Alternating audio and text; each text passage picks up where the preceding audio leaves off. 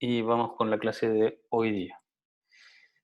Hoy día lo que vamos a ver em, tiene que ver con la parte en general de visibilidad, ¿ya? Dado un conjunto de objetos tridimensionales y un punto de vista, ¿qué líneas y o superficies van a ser visibles? ¿Ya? Entonces, aquí es donde yo tengo en mi mente esta figura que tengo acá, ¿cierto? Que vendría a ser un cubo, y tendría que determinar cuáles líneas van a ser representadas finalmente en la imagen que yo vea en la pantalla. Entonces podría ser la de la izquierda o la de la derecha, ¿ya? Y por lo tanto lo que vamos a necesitar son algoritmos de eliminación de superficie y también de líneas escondidas. Y la idea es hacer esto de forma eficiente, obviamente. Entonces vamos a ver algunos algoritmos para poder realizar esta tarea. Entonces, la eliminación de superficies y líneas. Los algoritmos que resuelven este problema lo enfrentan en el espacio objeto o precisión objeto. Entonces ahí en los cálculos van a estar involucrados los polígonos y requiere de un punto flotante exacto, ¿ya?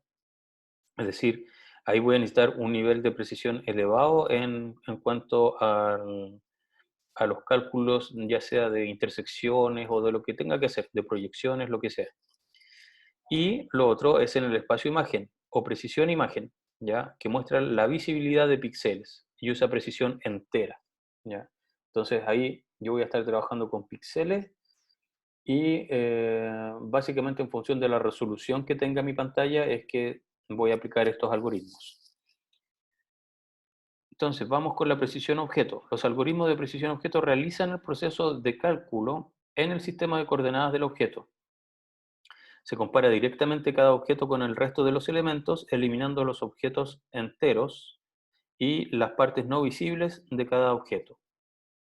Entonces, el algoritmo es bastante simple, dice, para cada objeto de la escena, determinar qué partes del objeto se ocultan por otro objeto, por sí mismo, y luego dibujar las partes visibles del color apropiado, ¿ya? Entonces, por ejemplo, si yo tengo una escena en donde tengo dos cajas y una está detrás de la otra, entonces yo tengo que ver qué parte de ese objeto debo finalmente dibujar en la pantalla, ¿ya? Eso es el problema que estamos enfrentando. Y entonces lo que puede ocurrir es que un objeto tape a otro. También un mismo objeto va a tener, tiene sus caras y algunas van a ser visibles, como vimos en el caso de el cubo en la diapositiva, diapositivas antes, un hexaedro en realidad. Entonces sabemos que si estamos pintando las caras de ese hexaedro, eh, en realidad no vamos a ver todos los vértices. En cambio, si lo represento como del tipo wireframe, que es algo que vimos también cuando les mostré algunas mallas geométricas, ahí se dibujan todos los arcos, ¿ya? Porque en el fondo es como el cascarón y es como si fuera un alambrado del dominio que yo quiero representar. Entonces ahí yo puedo ver a través del objeto. Bien, entonces, este problema, si lo trabajamos como lo mencionamos en el algoritmo anterior, como todo objeto se compara con el resto, su complejidad es orden n cuadrado, ¿ya? Lo que sabemos que por supuesto es súper caro. La intersección entre polígonos es la operación más compleja, ver qué parte de un polígono se intersecta con otra para saber qué parte tenemos que dibujar y cuál no. Y este tipo de algoritmo no dibuja, se requiere de otro paso, otro algoritmo para transformar las partes visibles en mapas de píxeles. Yo en esta parte de precisión objeto estoy trabajando en mi mundo muchas veces tridimensional, ¿cierto? Eh, con las coordenadas que tengan estos objetos y lo que me interesa saber es qué polígono debo dibujar y cuál no, y si hay alguno que deba dibujar parcialmente. Em, entonces, en función de eso, una vez que establezco quién está adelante, quién está atrás, qué sección debo dibujar y no, luego le voy a pasar entonces esa información a otro algoritmo para que los dibuje en la pantalla. Precisión imagen ahora. Los algoritmos de precisión imagen se realizan en el sistema de coordenadas de la imagen. Aquí se determina cuál de los n objetos es visible en cada uno de los p píxeles de la imagen. Entonces, los algoritmos de precisión de imagen, bla, bla, bla, aquí el algoritmo sería, para cada píxel de la imagen, tengo que determinar el objeto más cercano al observador y que intersecta con el proyector que pasa por el píxel. Y luego dibujar el píxel del color apropiado. Entonces, ¿qué estoy diciendo esto? Es como que yo voy a tirar un rayo, ¿ya? Desde mi punto de visión, ¿cierto? Y tengo que buscar el primer objeto que cruzo, ¿ya?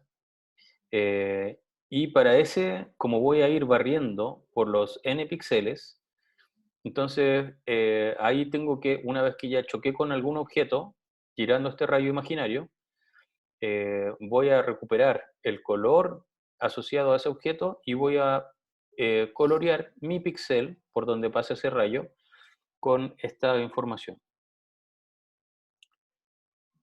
Dado entonces que debo comparar todos los objetos para saber cuál está antes y después que otro, con cada píxel este tipo de algoritmo tiene complejidad orden n por p, donde n va a ser la cantidad de píxeles y p n va a ser la cantidad de objetos y p la cantidad de píxeles que yo tenga en mi imagen. La operación más compleja corresponde a la intersección de la recta con el objeto. Entonces aquí tenemos varios algoritmos que trabajan de esta forma. En particular está el Z-buffer, el A-buffer y el raycasting. Y esos son algoritmos de precisión imagen, es decir, que estoy trabajando con píxeles. Mientras que algoritmos de precisión objeto, es decir, cuando estoy trabajando en el mundo tridimensional inmerso en mi representación computacional, tengo algoritmos del pintor, árboles BSP y ordenamiento en Z, que vamos a ver ejemplos para ellos. Primero el Z-buffer, algoritmo de espacio-imagen, muy simple de implementar por software o por hardware. Requiere un buffer para los colores de los píxeles y otro buffer, que va a ser el Z-buffer, para almacenar la coordenada Z actual. ¿Ya? ¿A qué se refiere con esto? Entonces, el Z-buffer está inicializado con el valor 0 y va a ser el valor del plano posterior en el clipping tridimensional. ¿Ya? Ahí tenemos que recordar qué cosa significaba clipping para nosotros, que era el proceso de ver qué sección de un objeto yo tenía que obtener, ¿cierto? Para representarlo dado una ventana y dado todos los aspectos visuales. Y el buffer de colores es inicializado con el color de fondo, ¿ya? Puede ser negro, puede ser blanco, lo que yo quiera. Entonces el algoritmo dice inicializar el buffer con el color de fondo y el Z-buffer. Para cada polígono y para cada píxel de la proyección del polígono, voy a decir que Z va a ser una función de Z de x, y, y este Z es más cercano que el Z-buffer x, y hasta ahora, entonces actualizo su valor. Y voy a dibujar el píxel x, y del color adecuado. Entonces, ¿qué quiere decir esto? Que si yo tengo un objeto que está muy atrás en mi escena, entonces voy a pintar ese objeto según el color que corresponda, y si luego encuentro otro objeto que está más adelante que este, entonces ahí voy a actualizar el Z-buffer indicándole que tiene que pintar ahora con el color del nuevo objeto, que fue el que determiné que está más adelante. Más adelante según el eje Z, por eso hablamos de Z-buffer. En el fondo, si ven los ejes X e Y, es como que X está en la horizontal, Y está en la vertical, y el Z es un eje que sale de la pantalla donde ustedes están mirando, ¿ya? Entonces, por eso hablamos de Z-buffer, para ver qué objeto está, por así decirlo, entre comillas, más fuera de la pantalla, o más cercano a quien visualiza. Y por lo tanto, si ahora obtuve un objeto que me dice que su coordenada Z está más cercano a quien visualiza, entonces voy a actualizar ese píxel con la información de dicho objeto. Y voy a redibujar entonces el píxel del color de dicho objeto. Súper simple. Aquí tenemos un ejemplo. Si se dan cuenta, aquí tengo una imagen que se compone de todos estos que serían el fondo, ¿ya? Todos estos que están en cero están lo más atrás posible. Y yo quiero representar esta figura que es como un triángulo, y como este se compone de puros 5, entonces voy a actualizar, y si tengo uno que está más adelante, es decir, que tiene un valor más grande, si antes estaba pintado por cero, lo voy a pintar por 5, ¿ya? Y cuando no tengo una componente, por ejemplo, esta sería la fila 2, componente 8. El 2,8, aquí la figura 5, esta figura roja no tiene un píxel de color rojo. Por lo tanto, me quedo con el anterior, que era el color de fondo, ¿ya? Y para otro objeto, yo podría tomar otro objeto que ya no está en un plano Z, sino que esta parte está más atrás que esta que viene aquí, está mucho más adelante. Entonces, al sumarlo, voy a ir viendo. ¿Este 3 es más grande que el valor que tenga aquí la imagen? No. Entonces mantengo el que ya estaba, porque 5 es mayor que 3. Este 4 y este 3 también no tengo que hacer nada porque para esos píxeles ya tengo un valor más grande, 5.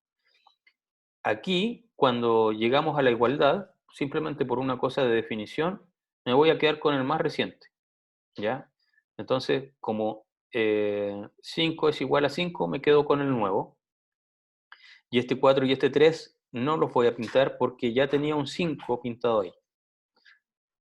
Luego actualizo este 6, este 5, ese 4 no, pero este 3 sí. ¿Por qué? Porque para ese 3 yo tenía antes el valor 0, ¿ya? Como 3 es mayor que 0, me quedo con el 3. Y aquí en cambio yo tenía un 5 y como 5 es mayor que 4, me mantengo con el 5. Y así voy actualizando el resto. Aquí justo se cumplió 7, 6, 7 y 6 son mayores que los 5 que tenía antes. Y 5, 4 y 3 por supuesto que son mayores que los 0 que tenía antes. Entonces esto es lo que va haciendo el Z-Buffer.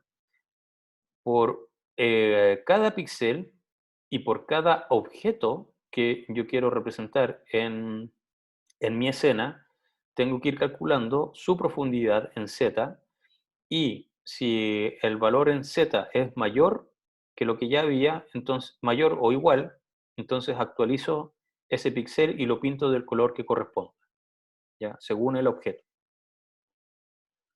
Ventajas: súper simple de implementar, no requiere ordenamiento, la complejidad ilimitada de la escena la puedo manejar, o sea, indiferente de cuántos objetos tenga y cuántos píxeles tenga, el algoritmo va a seguir funcionando igual. Las desventajas: requiere de buffers, que eso implica memoria. Y además gasta tiempo dibujando objetos ocultos. También van a existir problemas de precisión en Z, ¿ya? Y no puedo manejar transparencias acá, ¿ya? Entonces, todas esas son las desventajas que tiene el Z-Buffer. ¿A qué me refiero con que gasta tiempo dibujando objetos ocultos? Bueno, si nos devolvemos acá, fíjense que toda esta sección que está aquí, ese valor, estos valores que están acá, yo anteriormente los había pintado de color rojo. Y dado el nuevo objeto, voy a tener que pintarlos estos de color celeste. Por lo tanto, gasté tiempo dibujando algo que al final, o una sección de algo que al final no se va a ver. Entonces, a eso se refiere con que no es tan bueno en ese sentido. Siempre tengo que dibujar todos los objetos, completamente. Y me voy a quedar con el que quedó más adelante en el eje Z. El A-Buffer. El Z-Buffer no puede manejar la transparencia de la superficie. El algoritmo A-Buffer es una variación del Z-Buffer. Y para implementar este algoritmo se adiciona una estructura de datos, una lista, que mantiene un enlace con todas las superficies que contiene el punto. Entonces, la gracia es que este sí puede manejar transparencia, se parece bastante al anterior, pero es básicamente que si un objeto tiene una sección transparente, entonces lo que podemos hacer es que todos los que, si mi coordenada Z son mayores, pero mi objeto es transparente, y va a depender de qué tan transparente es. Si es 100% transparente, entonces en realidad no va a hacer nada, ¿ya? La imagen va a continuar igual. A menos que quizás yo quiera dibujar el borde de mi objeto transparente, como si fuera una especie de vidrio. Ahora, si no es 100% transparente, puede que entonces afecte el color de los píxeles que ya tenía coloreados, modificándolos, haciéndole, por ejemplo, restándole uno, por decirles algo, al valor en Z que tenía y por lo tanto le asigno otro color que va a ser un poco más oscuro. O sea, más bien es eso, el color, no el valor en Z, porque el Z me está indicando qué cosa está adelante y qué cosa está atrás. Bien, entonces la diferencia del A-buffer con el Z-buffer, la única es que el A-buffer puede manejar transparencias. El raycasting, ¿ya?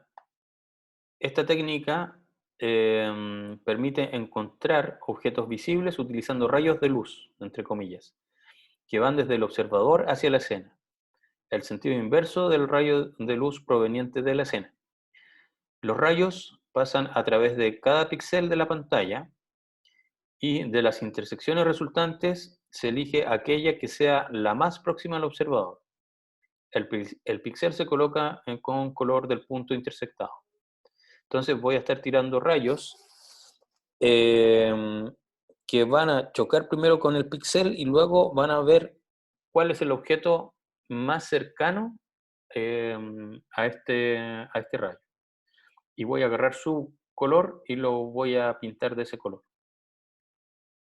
Aquí tenemos un pseudocódigo de eso. Dice image, va a devolver una imagen entonces del algoritmo raycasting que recibe la cámara, la escena, el ancho y el alto. ¿Ya? Crea una nueva imagen, ¿ya? Que va a tener dimensiones ancho y alto.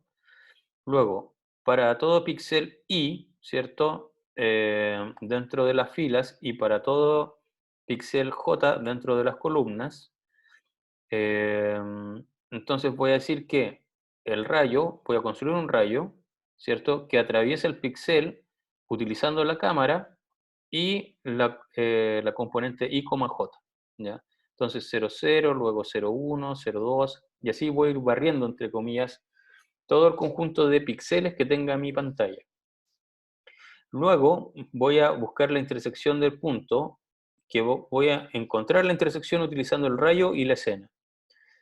Entonces, una vez que encontré cuál es el objeto que intersecta, que es más cercano a mí, tirando este rayo, voy a decir que la imagen en la componente IJ va a ser getColor del punto. Y getColor del punto me entrega el color que tiene el objeto que intersecté, ¿ya?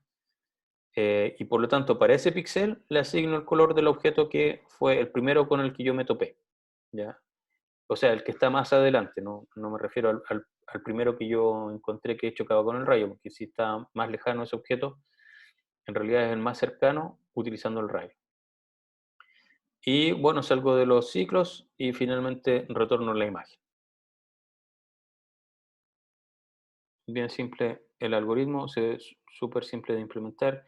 Lo único que es un poquito más complicado, claro, puede ser construir el rayo que tenga que pasar por cierto píxel y luego el algoritmo de intersección. Eso efectivamente es ¿cómo se llama? Algo que hay que manejar. Mis disculpas, pero habían preguntas. eh, ¿Se establece un límite para los valores de Z? Eso en el Z-buffer, en realidad no. Es qué tan adelante tú quieras estar.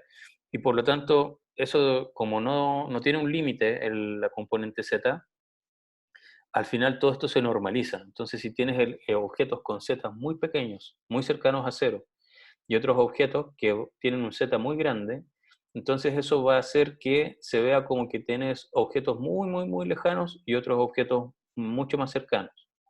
Y se normaliza en el fondo. Entonces, con eso tú puedes tener objetos que se van a ver más cercanos y otros que se van a ver más lejanos.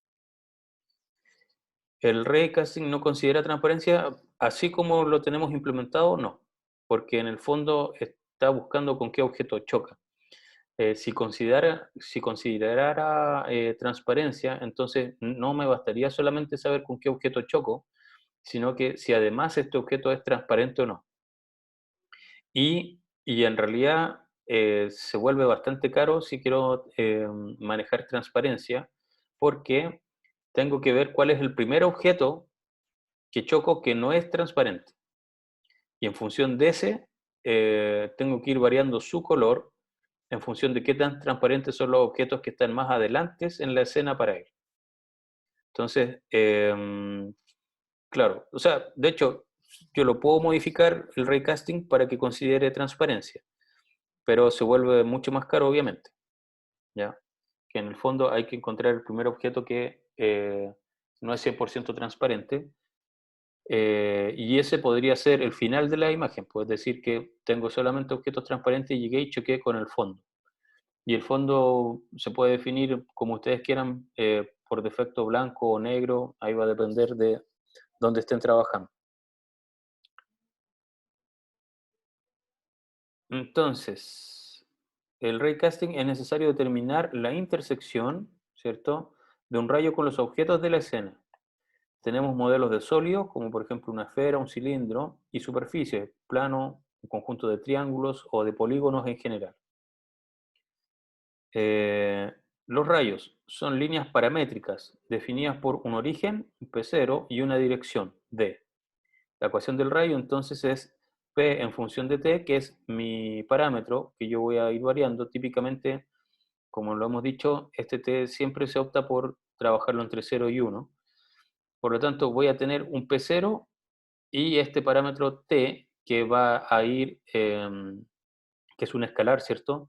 Y va a ir afectando esta dirección. Entonces, la dirección, si T efectivamente está entre 0 y 1, D debería llegar al objeto más lejano posible, es decir, al background, desde donde yo estoy. No solamente la dirección, sino que también su tamaño, el tamaño del vector D, debe llegar hasta el background de la imagen. Porque así, cuando T valga 1, va a querer decir de que estoy lo más al fondo posible. Y cuando valga 0, que voy a estar lo más cercano posible a quien está visualizando la imagen. Intersección con esferas, ¿cómo sería esto? Entonces, si tenemos una esfera centrada en el punto C, C sub X, C sub Y, C sub Z, un vector Q que nace desde el centro de la esfera, cada punto de la esfera satisface esta ecuación que está aquí. Q menos C al cuadrado, ¿cierto? O sea, tomo el módulo de esos vectores, porque son vectores, ¿cierto?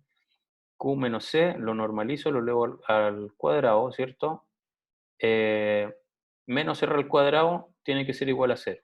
Entonces, cada vez que esto se cumpla, voy a estar en estricto rigor en el borde de la esfera, ¿ya? Eh, y por lo tanto, si en realidad esto tiene que ser menor o igual que cero, para ver cuando estoy dentro. Cuando sea igual a cero es que quiere decir que estoy chocando justamente la superficie, ¿ya?, de la esfera. Aquí hay una pregunta, ¿habría que calcular la función del rayo por cada intersección rebote? Eh, ¿A qué te refieres con eso, Harold? Si estamos trabajando en transparencias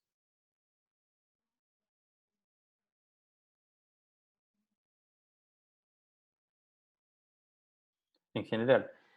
En realidad, claro, tú lo que tienes que ver es, tiras el rayo y vas a tener varios objetos. Por ejemplo, ahora estamos viendo el caso de una esfera.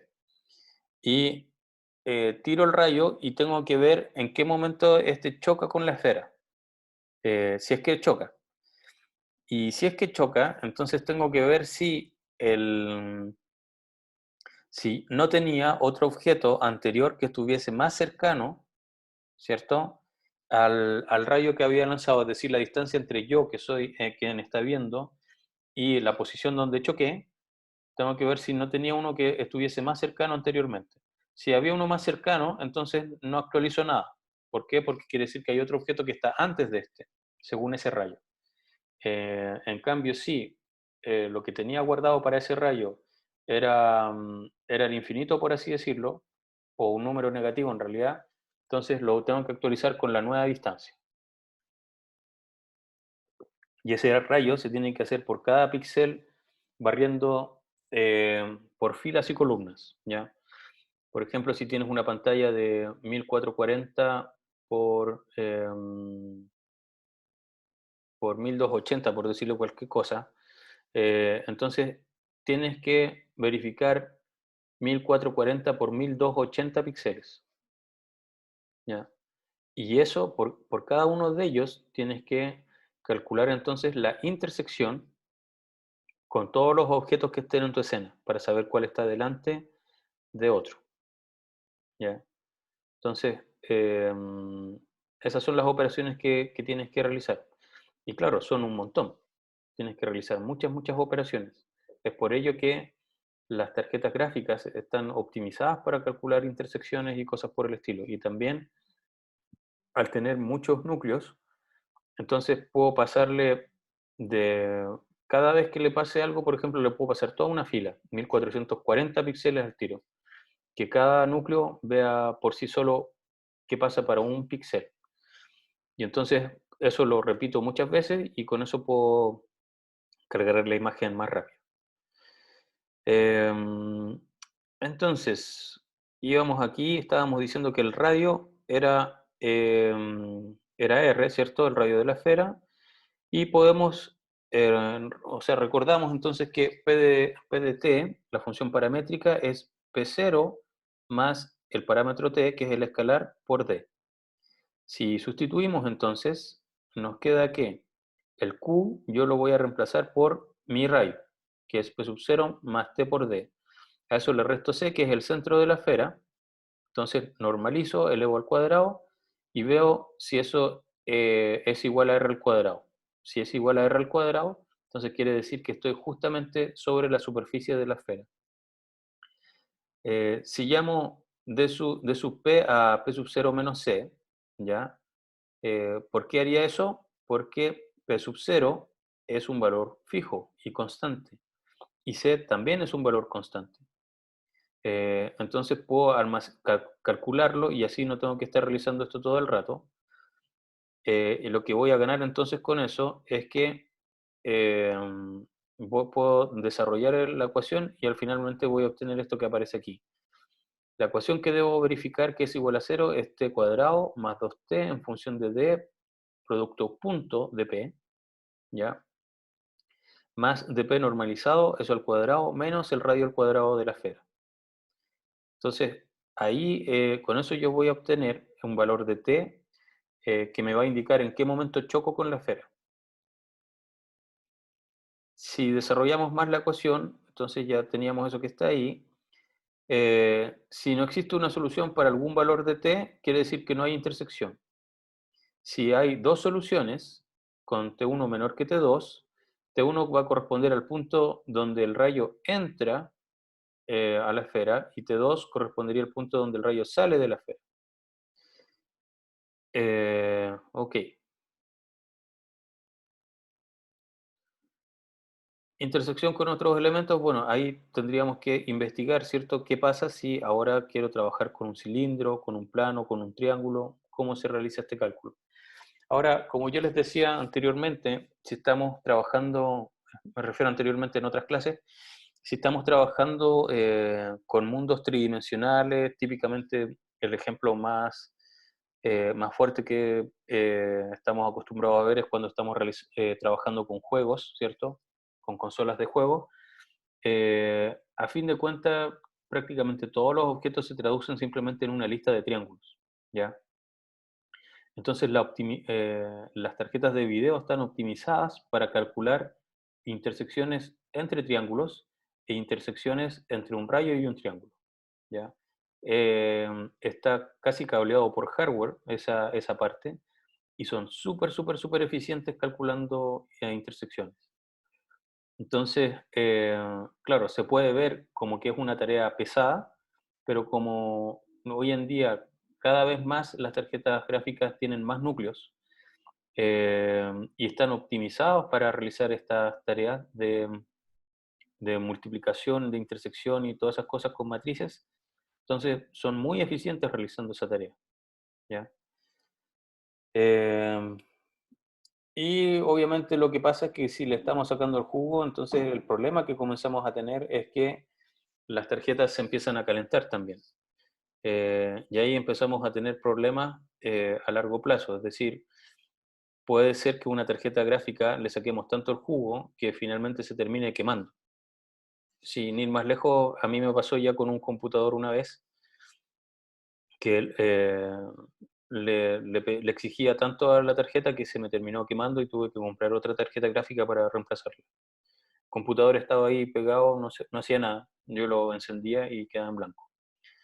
Entonces, hoy en día, uno de los grandes problemas que tenemos para hacer computación de alto rendimiento, y por alto rendimiento también me refiero a hacer, trabajar con juegos, digamos, de gran nivel de resolución gráfica, el gran problema es el calor, ¿ya? Porque las componentes se empiezan a calentar y, y luego se pueden llegar a quemar estas piezas. Y si se queman, no podemos ocuparlas, obviamente. Eh, yo en ese aspecto, bueno, dentro de mi investigación he podido realizar un poquito de computación de alto rendimiento. Una vez tuve la suerte de hacer una estadía de 2 meses en la Universidad Politécnica de Cataluña, en Barcelona, y ahí tenían uno de los 4 clústeres más grandes de Europa. Em, y bueno, tuve la opción me hicieron un tour, tuve la opción de ir a verlo. Era genial. Y de hecho, ¿saben dónde estaba instalado? Estaba instalado en una iglesia antigua. ¿Por qué? Porque son más frías, eran más helados. Entonces, con eso se ahorraban, ¿cómo se llama? Aires acondicionados que tenían que estar encendidos para mantener estas máquinas a una temperatura óptima para que no se quemen. Entonces, uno de los problemas más grandes cuando uno trabaja con computadores gigantes, con clústeres de computadores, es el calor.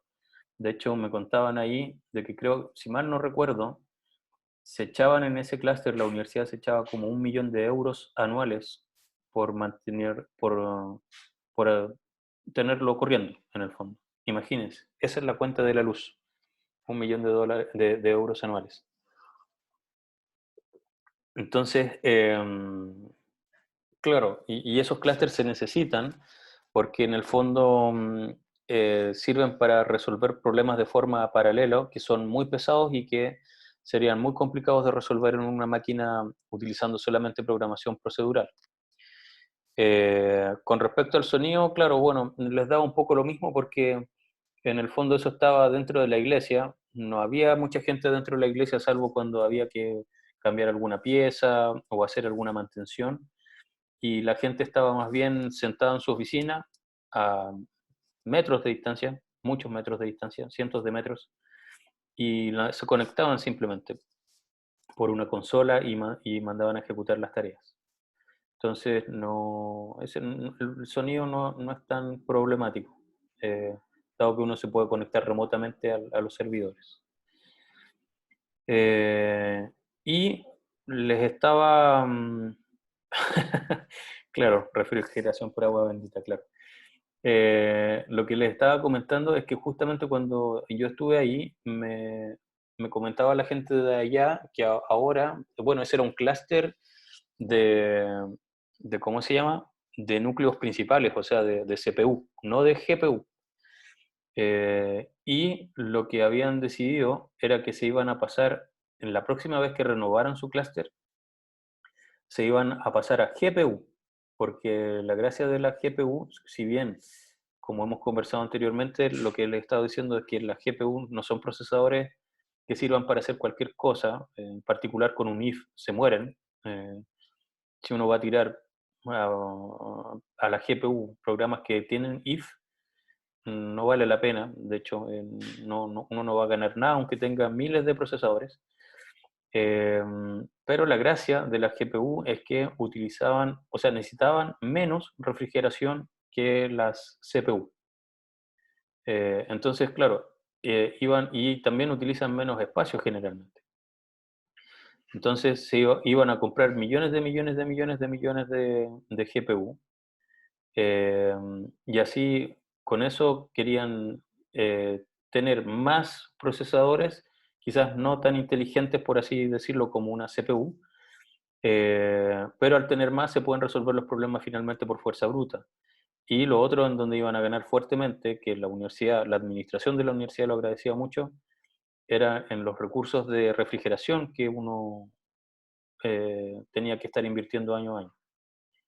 Así que por eso se iban a pasar a GPU.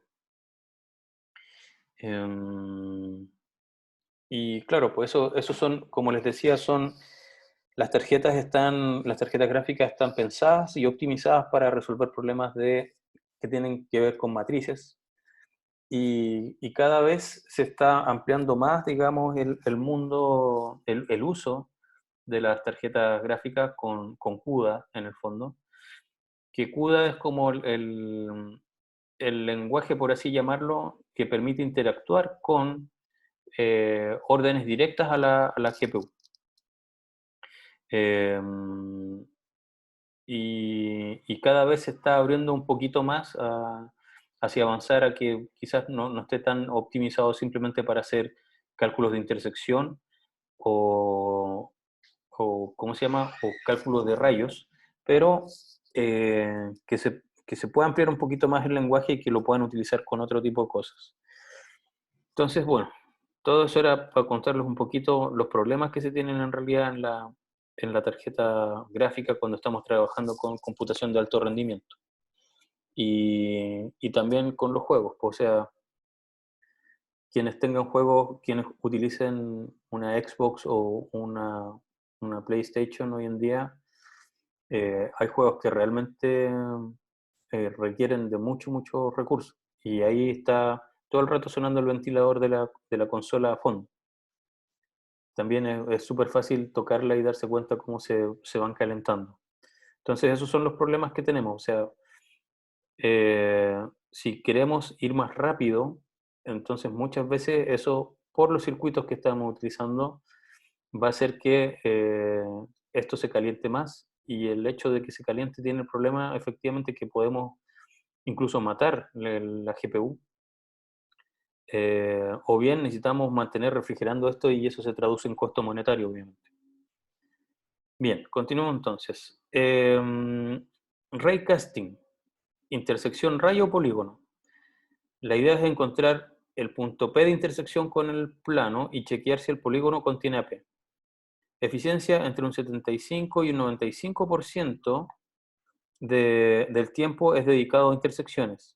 Y aquí hay una estimación rápida. Dice, imagínense que tengan una pantalla bien chiquitita, de 320 por 240 apenas píxeles, y una escena con 20 objetos. Eso quiere decir que ustedes van a hacer 1.536.000 test de intersecciones para una pantalla así de chiquitita y considerando apenas 20 objetos. Ahora, la complejidad que tengan estos objetos también va, por supuesto, a influir en este cálculo. O sea, si mis objetos no son solamente unos planos, sino que son, por ejemplo, un hexaedro que ya tiene 6 caras, entonces eso también va a empezar a influir aquí. El algoritmo del pintor. Un pintor dibuja sus cuadros partiendo desde el fondo hasta llegar a los objetos más próximos al observador. ¿De acuerdo? Es la forma natural de hacerlo.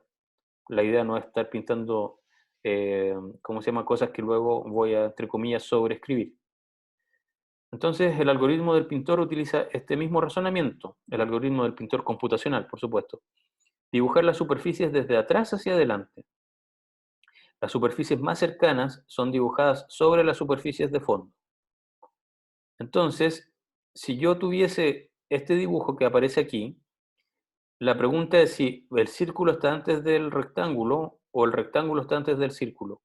Y esa información yo la puedo saber solamente si es que miro esto desde arriba, ¿ya? Entonces, si se dan cuenta, aquí tengo los ejes X y Z ahora. Es decir, estoy mirando esto desde arriba y ahí puedo determinar fácilmente que este círculo, ¿cierto? En realidad es un cilindro, eh, está antes que este hexaedro, ¿ya? Por lo tanto, la forma correcta de dibujar esta escena sería como aparece aquí. Sin embargo, si estoy trabajando solamente sobre X e Y, no tengo información suficiente para saber quién está antes y quién está después. Ventajas. Permite el manejo de transparencias. Problema. La determinación del orden entre los elementos. Entonces, para determinar qué elemento está antes que otro, existen cosas como esta que son los árboles BCP. BCP es por Binary Partition Algorithm, ¿ya? En el fondo es un árbol binario que va a ir separando los objetos dependiendo de si están antes o después que los objetos que tengo entonces en el nodo del árbol, ¿ya? Esta técnica subdivide recursivamente los semiplanos en frontales y posteriores.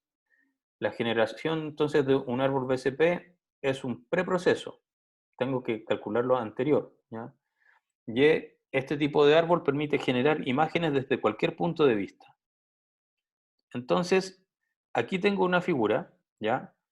¿Y cómo actúa el algoritmo? Dice, elija un polígono que va a ser un plano como raíz, cualquiera, ¿ya?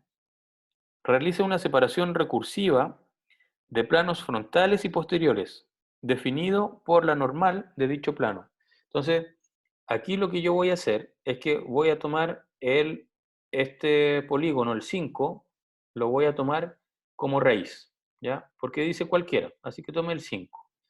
Y tengo que determinar una normal. La normal podría ir hacia allá, es decir, hacia la esquina izquierda superior de su pantalla o hacia la esquina inferior derecha de su pantalla.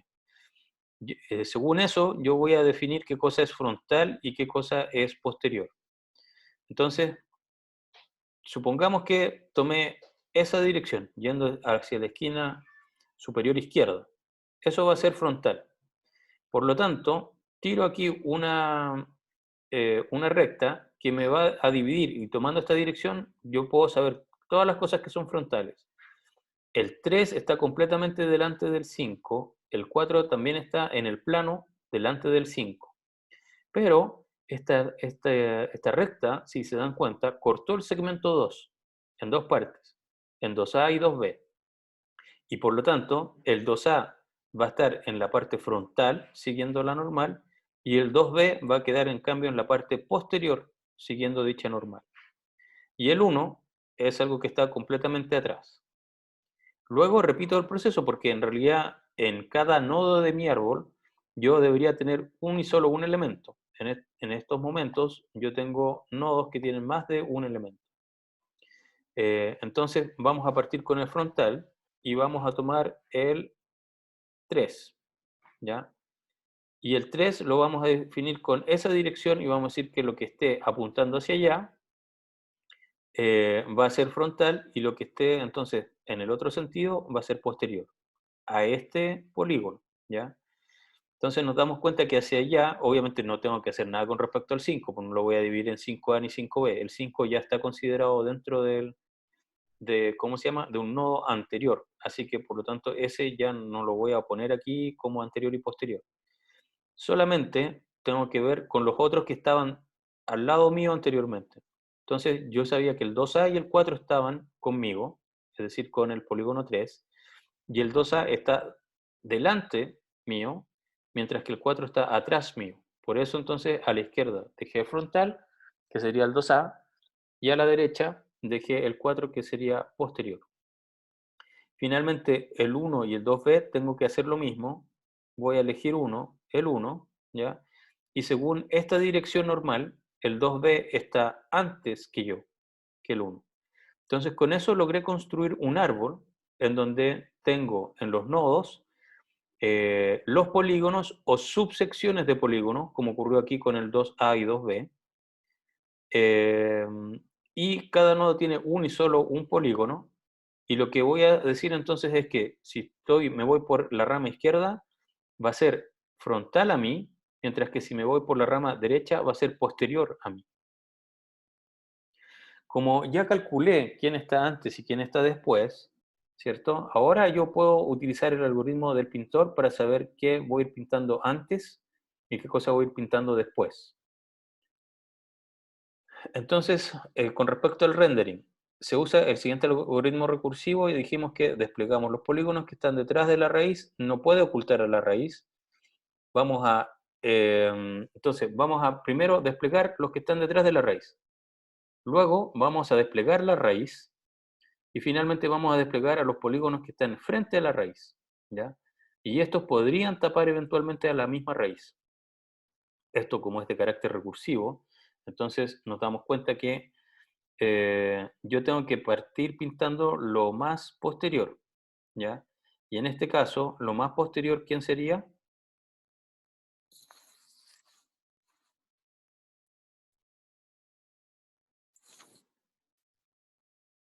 El 2B, el 1, ¿ya? El 1 es lo que está más atrás. Eh, Porque aquí está el 1, ¿cierto? Sabemos que es posterior al 5, pero sabemos que el 2B es anterior al 1, porque está a su izquierda.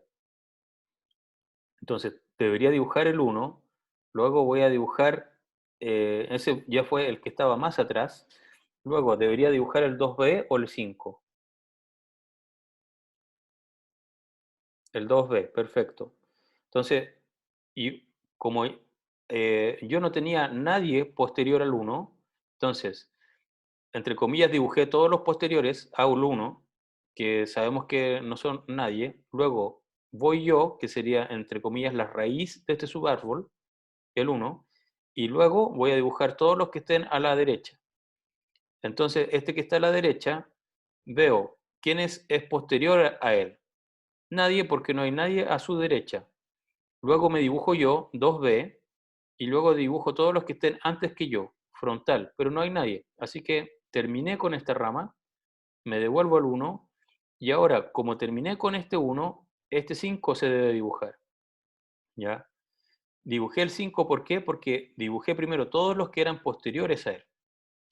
Ahora, una vez que dibujé el 5, me vengo acá y ¿quién sería el siguiente del 5? 4, correcto. ¿Por qué? Porque voy acá y esto es recursivo nuevamente. Yo paso a ser la raíz. Antes de dibujarme yo, debo dibujar todos los que sean posteriores, es decir, me voy a la rama derecha y este pasa a ser raíz y me voy a la rama derecha, no hay nadie, así que me dibujo yo, 4, voy a mi rama izquierda, no hay nadie, así que me devuelvo hacia mi padre. Y se dibuja el 3 y luego voy a mi rama izquierda a partir del 3. El 2A va a su rama derecha, no hay nadie, luego me dibujo yo, voy a mi rama izquierda, no hay nadie, me devuelvo al 3 y del 3 me devuelvo al 5 y se acabó porque ya no hay nada más que dibujar. ¿De acuerdo? Entonces con eso yo puedo saber cuándo estoy antes y cuándo estoy después en mi escena. ¿Todos claros?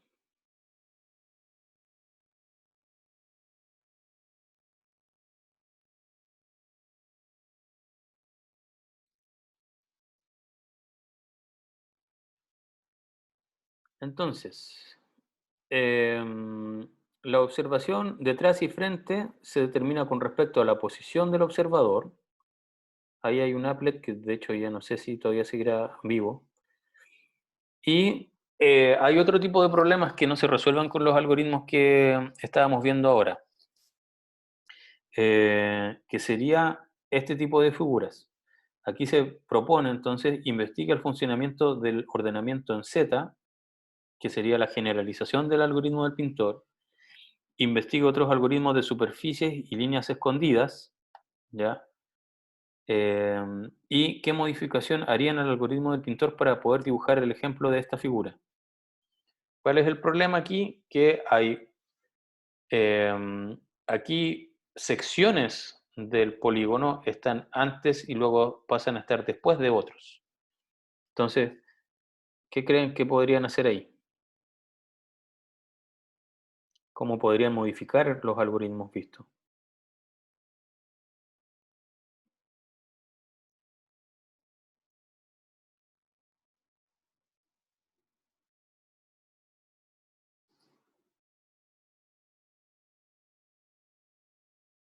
Separar por segmentos, ok,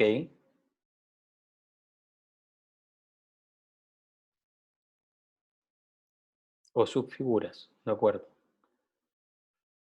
Em, claro, lo que se da aquí es que en realidad estoy suponiendo que no todos los objetos están, ¿cómo se llama? Es como que se intersectaran, entre comillas. Ese es el problema. Claro, si yo utilizo el Z-buffer, no va a haber problemas porque tengo que ver cuál es el objeto que está antes pasando por el buffer Z, ¿cierto? Eh, y no va a haber problema. Pero, por ejemplo, para el algoritmo del pintor, esa es la pregunta. ¿Cómo se podría resolver esto?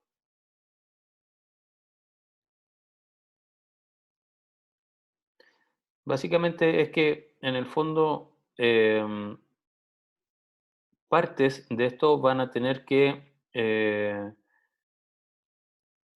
lo que podría ocurrir, entre comillas, es que si me devuelvo aquí a mi BSP, ¿cierto? Van a haber objetos que en una parte están adelante y en otra parte están atrás, ¿ya? Em, entonces ahí es, es bastante difícil trabajarlo como árbol porque podría ser que parte de un segmento esté antes y otra parte esté después. Entonces, lo que se podría hacer es que si tengo dos que se intersectan, imagínense que aquí este polígono 2 viene y se cruza aquí con el 5, lo corta. Entonces, lo que yo tendría que hacer es dividir en 2A, 2B y en 5A y 5B. Y en función de eso, yo debería entonces ver qué cosa queda antes y qué cosa queda después. ¿Ya? Eso sería viéndolo desde arriba, 2D, pero además es más complejo porque lo que se le está preguntando aquí a ustedes es que son figuras que, si bien son polígonos, están en tres dimensiones. Por algo puede ocurrir algo como esto. Entonces, ahí hay que ver qué tipo de modificaciones se le puede hacer al árbol BSP para que esto se pueda realizar.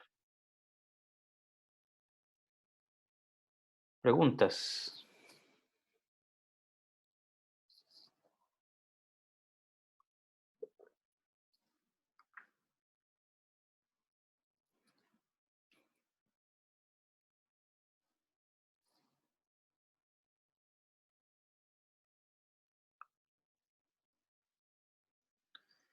Em, claro, la idea de las normales es que vayan en una dirección que efectivamente yo me pueda comprender como que estoy delante o detrás del resto, ¿ya? Entonces, efectivamente, las normales deberían estar siempre apuntando en dirección hacia el observador. Ahora, la pregunta que ustedes se podrían hacer, ¿qué hago si es que me devuelvo aquí a mi imagen del BCP? ¿Qué sería delante si es que tengo un objeto completamente vertical o completamente horizontal con respecto al observador? Em, ahí sería más difícil, o sea, ahí podría yo tener un caso que sea complejo de tratar,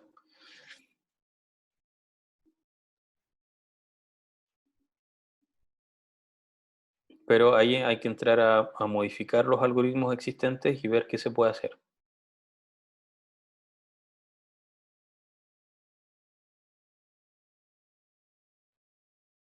Ahora, lo natural es que ustedes vean cómo lo resolverían en la vida real. Supongamos que están parados acá, ¿ya? Y nosotros estamos viendo esto desde arriba. Ustedes están parados aquí y están mirando hacia acá, hacia abajo. Entonces, si hay algo que está completamente vertical, ¿qué cosa sería frente? Este todavía se puede identificar cuál sería el frente, porque en el fondo la normal que viene hacia acá es la que voy a ver si es que yo estoy parado aquí, mientras que la que está hacia allá va a ser al revés para mí. Uno de los problemas que podría ocurrir para este tipo de algoritmos es que pasa cuando yo tengo algo completamente vertical con respecto al observador que aparece acá.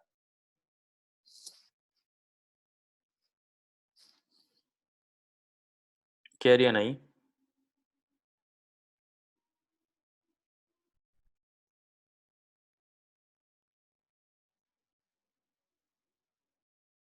¿Cómo modifican el algoritmo para resolver ese problema?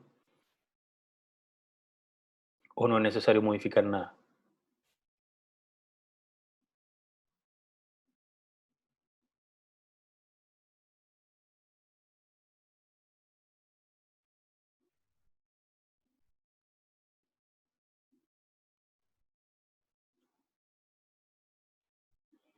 Lo importante es que, supongamos entonces que tengamos aquí una línea que es completamente vertical y decíamos que aquí está el observador. Entonces, si es completamente vertical, la pregunta es, ¿quién estaría detrás de esta línea? Si es que lo vemos nosotros.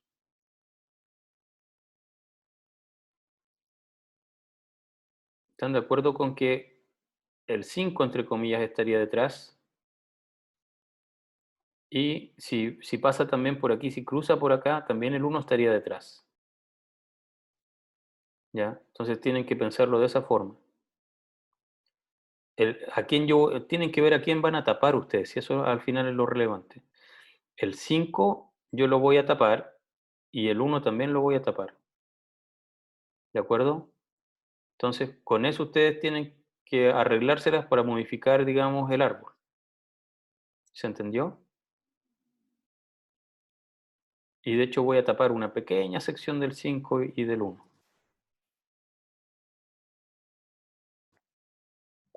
prácticamente un punto.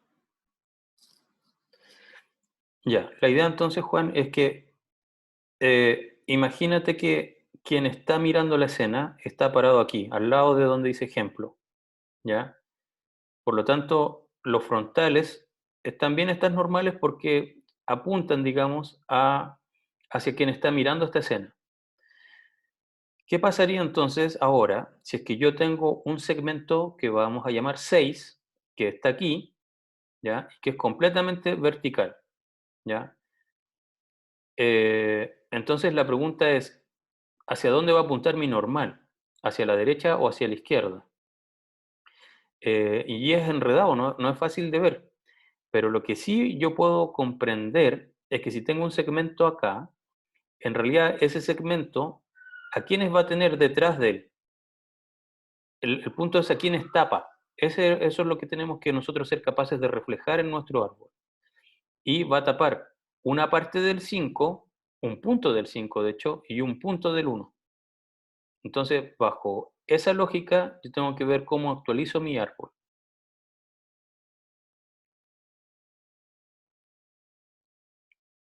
Perfecto. Es un buen ejercicio ese para ver qué tendrían que hacer. ¿Alguna otra pregunta? Es bueno que para los algoritmos que nosotros estamos viendo aquí en clases, ustedes se hagan preguntas como, ¿y qué pasaría si bla, bla, bla?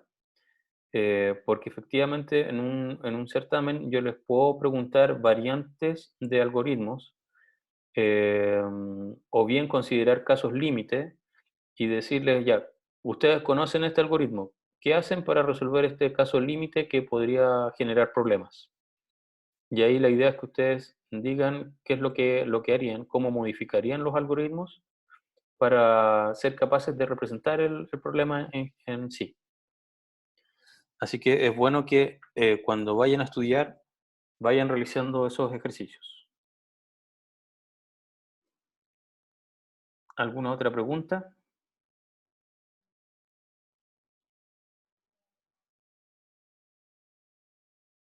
Dime, Dani.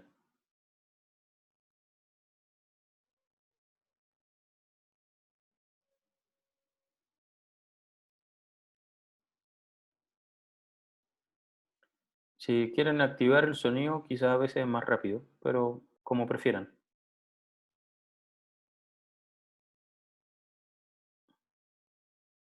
¿Qué pasaría si tengo un 6 en el eje de otro?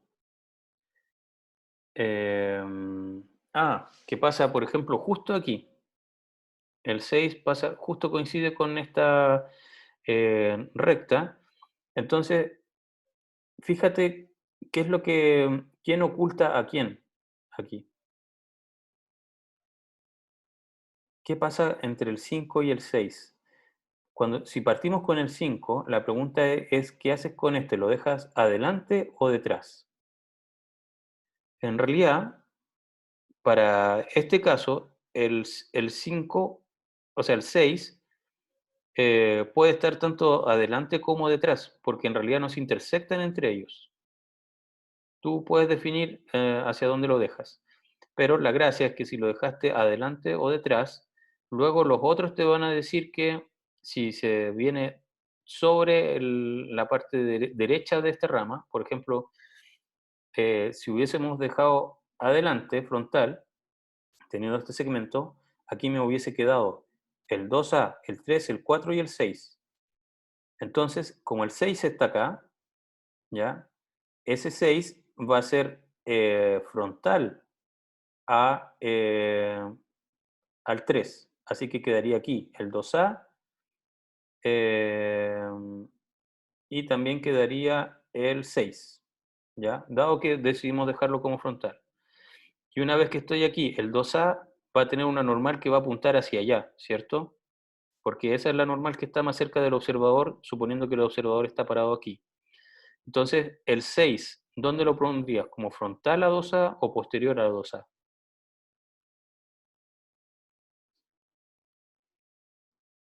Frontal, correcto. Entonces, el 6 va a quedar parado aquí. El punto es que em, efectivamente el 6 es el que va a quedar más adelante, quedó aquí. Así que con eso yo sé que no estoy tapando a nadie. Y es el que está más cerca desde el punto de visión del observador. Por eso es bueno que el 6 haya quedado aquí lo más frontal porque es el más cercano al observador. Y por lo tanto debería ser siempre el último que se dibuje. Es lo más seguro. ¿Quedó claro ahí?